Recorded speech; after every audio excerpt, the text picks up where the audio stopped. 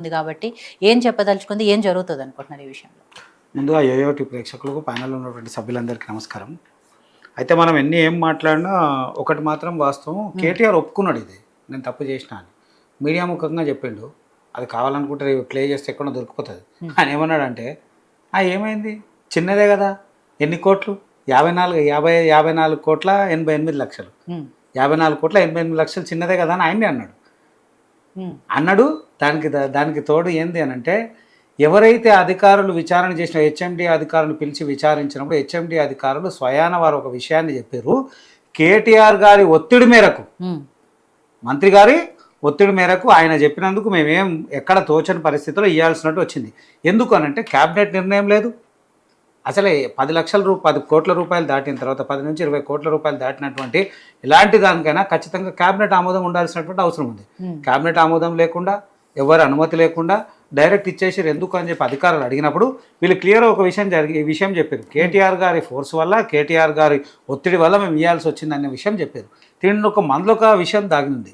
ఎప్పుడైతే ఈ కార్ రేస్ని నిర్వహించాలని రాష్ట్ర ప్రభుత్వం అనుకున్నప్పుడు రాష్ట్ర ప్రభుత్వం ఒక ప్రైవేట్ సంస్థకి ఇచ్చేసింది.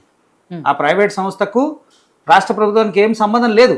రాష్ట్ర ప్రభుత్వం కానీ హెచ్ఎండిఏ కానీ చేయాల్సిందంటే కొన్ని మౌలిక వసతులు మాత్రమే ఇస్తామని ఏదైతే కంపెనీకి ప్రభుత్వం మధ్యలో ఉన్నటువంటి ఎంఓయూ, అట్లాంటిది అది సంబంధం లేకుండా అది ఏం జరిగింది అంశాలు వాళ్ళకి పార్ట్నర్గా ప్రభుత్వం పోయింది, హెచ్ఎండిఏ పోయింది. ఎందుకు పోవాల్సి వచ్చింది, అవసరమైంది? ఒకవేళ నిజంగా కూడా జరపలేనటువంటి పరిస్థితి ఉంది, ఆర్థిక వనరు లేకపోతే, ఆ కంపెనీ కాకపోతే ఇంకో కంపెనీ వీళ్ళు ఇంకొకసారి టెండర్ ఇవ్వాల్సిన అవసరం ఉండే, ఇంకో కంపెనీకి ఛాన్స్ ఇవ్వాల్సిన అవసరం ఉండే. అది కాకుండా వీళ్ళ సొంత ప్రయోజనాల కోసము ప్రభుత్వాన్ని ఎందుకు తాకట్టు పెట్టినో వాళ్ళకే తెలియాలి. ప్రభుత్వాన్ని అందులో కలిపి అంటే కోఆపరేషన్ చేశారు. ఉన్నటువంటి కంపెనీతో హెచ్ఎండిఏ కోఆపరేషన్ అయ్యి కలిసి కార్యక్రమం నిర్వహించినప్పుడు కూడా నష్టం వస్తుందా, లాభం వస్తుందా, ప్రైవేట్ కంపెనీ చూసుకునే వెనకడిగేసింది కదా. అప్పటి వరకు చేయాలనుకున్న వాళ్ళు ఎందుకు చేయలేకపోయారు? కారణం ఒకటే, ఖచ్చితంగా వాళ్ళు అనుకునేటువంటి నిధులు సేకరణ కావు, వచ్చినటువంటి యాడ్స్ అంతా రావు. ఎవరైతే స్పాన్సర్స్ ఉన్నారో స్పాన్సర్స్ కొంతమంది వెనకైపోయారు కాబట్టి ఏ పరిస్థితులు లేవు, మేము నష్టపోతాం అనేటువంటి భయం ఆ కంపెనీలకు, ఏవైతే ఇచ్చినటువంటి కంపెనీలకు భయం అనిపించే వాళ్ళు వెనకడుగు వేసినప్పుడు ప్రభుత్వం ఎందుకు ముందుకు వచ్చింది?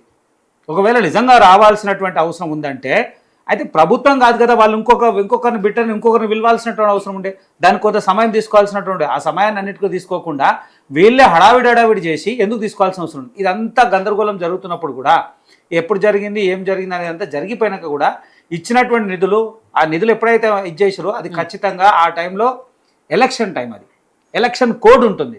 కోడ్ సమయంలో మీరు డబ్బులు ఇవ్వాల్సినటువంటి అవసరం లేదు. ఒకవేళ ఇవ్వాలనుకున్నా కానీ ఎన్నికల అధికారి యొక్క అనుమతులు అవసరము.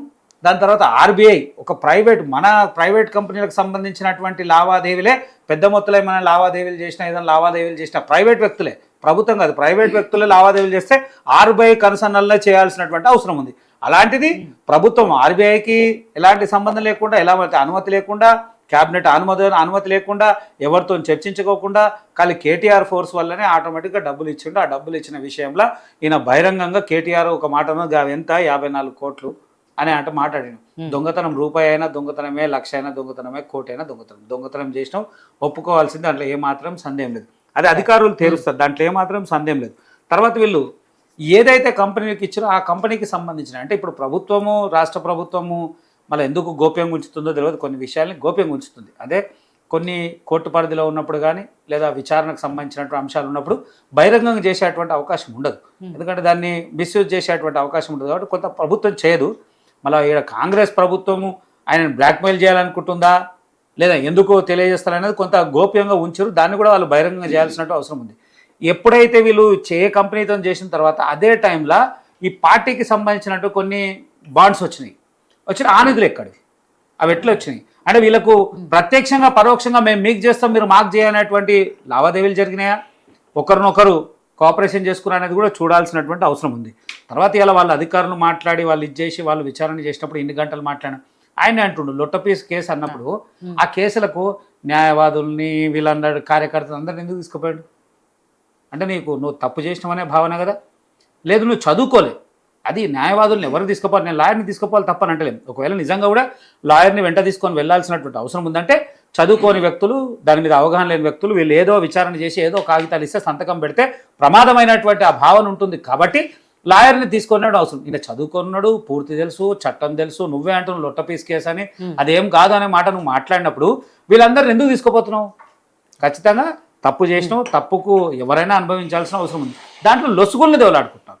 ఖచ్చితంగా ఆ జరిగినటువంటి తప్పులో ఉన్నటువంటి లొసుగుల్ని దేవులాడుకొని చట్టం పరంగా ఎక్కడ మనం బయటికి వస్తాము అనేటువంటి వెతికే ప్రయత్నమే కేటీఆర్ ముమ్మాటికి చేస్తుండు. దాంట్లో ఏమాత్రం ఇది లేదు.